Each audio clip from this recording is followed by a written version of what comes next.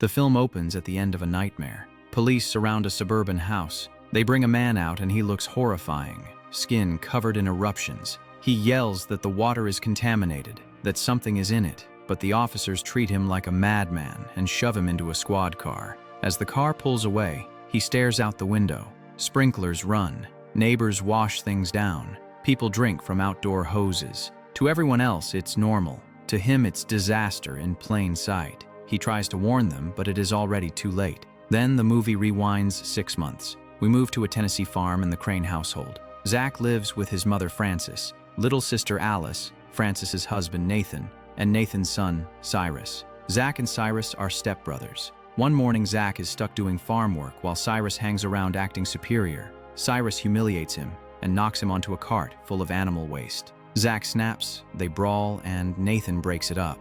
Nathan doesn't handle them equally. He unloads on Zach, lectures him, quotes scripture, and turns it into a lesson about respect. Cyrus, who started it, barely gets blamed. At breakfast, Nathan says grace, but the table is cold. Frances notices the hired worker near the well. Nathan complains about the food and dismisses her effort. Frances swallows it in silence. Later, Frances takes produce into town, where Charlie Davidson corners her. He pressures farmers to sell. Convinced places like this are finished, Frances shuts him down and says those decisions belong to Nathan. That night, after checking on the kids, Frances talks with Zach about Nathan's treatment. She says Nathan gave them stability when they needed it, so they should be grateful and keep the peace. When Frances later reaches for tenderness, Nathan shuts her down with judgment. Restless, she slips out of bed and goes to the farmhand's place. He meets her, comes close, and she gives in. Around then, Nathan wakes and realizes Frances is gone. A storm keeps Zach awake. He looks out and sees an object tear across the sky. Seconds later, it slams into the ground. Zach reaches the impact site first. In the crater lies a glowing stone. He runs to get their neighbor, Dr. Alan Forbes. Nathan and Frances arrive too, and Nathan sees where Frances is coming from and knows what she's done. Forbes examines the rock. Oddly, it is cold, not burning hot. He warns them not to go near it until he knows what it is, then leaves. The next day, Charlie hears about the meteor and fears agencies will bring talk, drop land values, and wreck his plans. He pressures Forbes to keep it quiet and inspect it privately. When they return later, the meteorite is smaller than the night before. Zach insists it was glowing from within and says trees moved on their own with no wind, but the adults dismiss him. Forbes takes a hammer to the rock. The surface splits and a brown liquid begins to seep out. That evening, Dr. Forbes admits he is out of his depth. He has checked the fallen object, but without the right tools, he cannot identify it. Charlie Davidson is not bothered.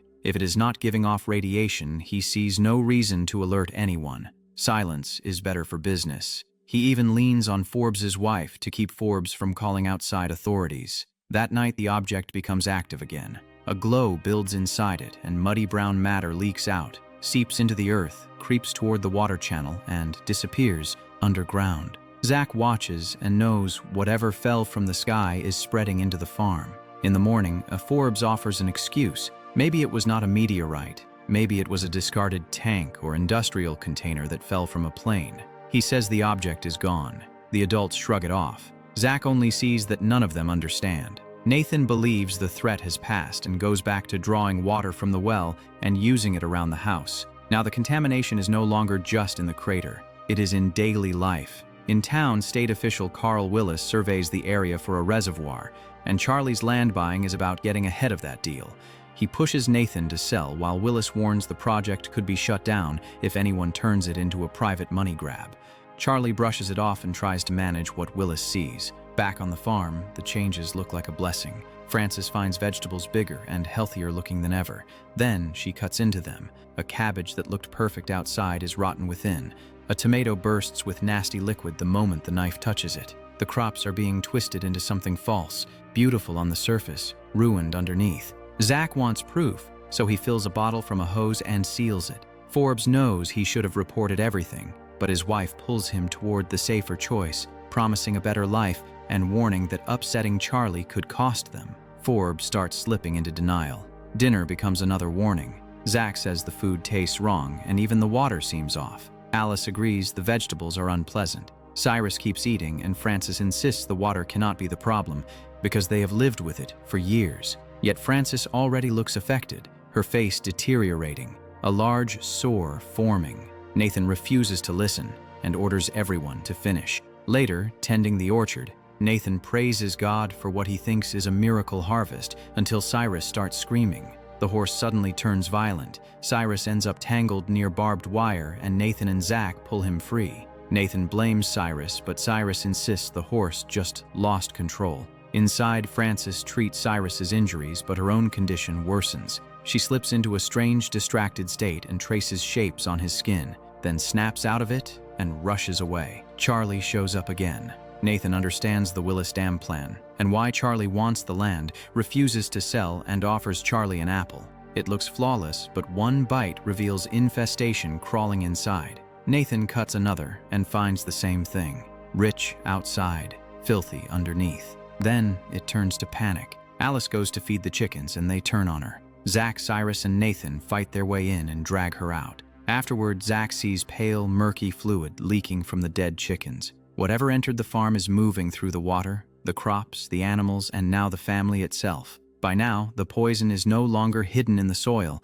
It is showing on people. After treating Alice, Dr. Forbes examines Frances and realizes she is in bad shape, still thinner, weaker, visibly unwell. He says she needs medical help, but she will not answer. One glance at Nathan silences her. Even sick, she does not feel free to speak for herself. That evening, the family sits together, but it is not a normal night. Nathan is still focused on blame, insisting some outside company poisoned his land, and talking about revenge and lawsuits. While he looks for someone to accuse, Frances is unraveling. She sits staring at the television and sewing, distracted, absent. Then she makes painful sounds, and they realize she has been stitching straight through her own hand without reacting. It is not just illness. Her mind is slipping too.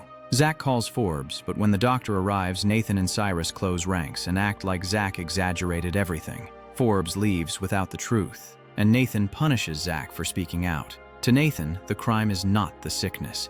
It is Zach letting someone else see it. On his way home, Forbes notices vapor rising from the crane well and finally takes a water sample.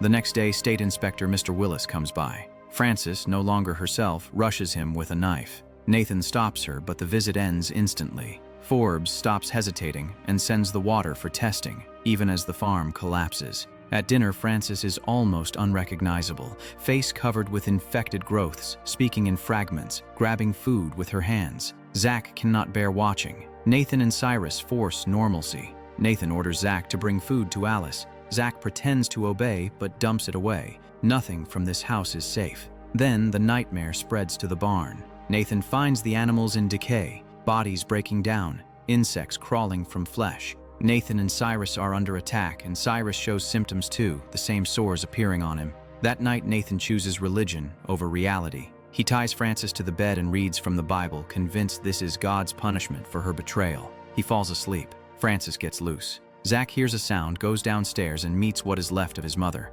She no longer looks human, skin ruined, hair gone, driven by pain and rage. She attacks Zach, and Nathan drags her to the basement. The house does not unite. Alice breaks down crying, while Cyrus reacts with excitement, urging Nathan to end Frances's suffering. The contamination has poisoned bodies and the family's core. Then science catches up. The lab calls Forbes. The water contains a completely unknown substance, worse than ordinary pollution, something that changes the water at a level and threatens life. Something foreign entered the water supply and is rewriting everything it touches. Forbes realizes how badly he failed by staying quiet. He calls Willis to come immediately and tries to warn Charlie Davidson. But Charlie is already at Forbes' house. Charlie Davidson stops pretending he can manage this. He has a final plan. Sell the farm, keep the land deal alive, and let him and the Forbes family cash in before everything collapses. He brings Mrs. Forbes to help pressure Nathan's family into giving up the property. The second they arrive, it is beyond saving. The dogs are vicious and agitated. Mrs. Forbes panics, runs for the car, and the animals bring her down before anyone can help. Charlie bolts inside and hides in the basement. He hears something moving, lights a match, and Frances comes at him. She is no longer a sick woman. She is something else, and Charlie does not survive. Upstairs, Zach adapts. He no longer trusts anything from the farm, so he brings Alice groceries and clean water from outside. Then he goes looking for his mother, hoping something human is left. In the basement, Nathan intercepts him and claims Francis is upstairs. Zach does not know Charlie's body is nearby. Nathan demands Zach's bag, finds clean water, and explodes with rage. In better light, Zach sees Nathan is infected too, face covered in sores, eyes unhinged. Zach tries to say the well water is poisoning everyone, but Nathan grabs a tire iron and chases him like a madman. Zach escapes only because Nathan stumbles. Alice hears movement and opens her door. Cyrus is waiting, fully transformed. Zach reaches her in time, swings a bat, knocks Cyrus back, hides Alice in a closet, and tells her not to come out. The house becomes a trap. Nathan seals exits as smoke rises from below and the structure turns unstable. Dr. Forbes finally gets in through the back. Nathan meets him first and strikes him down before he can save anyone. Zach comes downstairs trying to escape, but Nathan catches him again. Zach fights free, runs, and stumbles over Forbes's body, realizing there may be no adult left to stop this. Nathan corners him. Then Mr. Willis appears and drives a pitchfork into Nathan, but the house is coming apart around them. Zach and Willis rush upstairs for Alice. Cyrus attacks again, and Zach sends him crashing down the stairs, clearing the path. Willis gets Alice outside, but Zach hesitates, needing one last look for Francis. What he finds is heartbreaking. Francis has deteriorated into a collapsing, rotten mass, beyond saving. Zach accepts she is gone and runs. Cyrus makes one last grab from under the rubble, but the collapsing house crushes him. Nathan, somehow still moving, attacks again from the wreckage, and Zach drives him deeper onto the pitchfork, ending him. Zach escapes with Willis and Alice. Months pass. The story returns to the opening. News calls it radioactive contamination in the water. The man taken away by police is Mr. Willis, exposed and broken, but under control. Authorities insist the well is destroyed and the danger is over, but a glow burns underground. The earth splits and toxic substance pushes up through the cracks. So the horror was never contained, and whatever came down from the sky is still down there, spreading.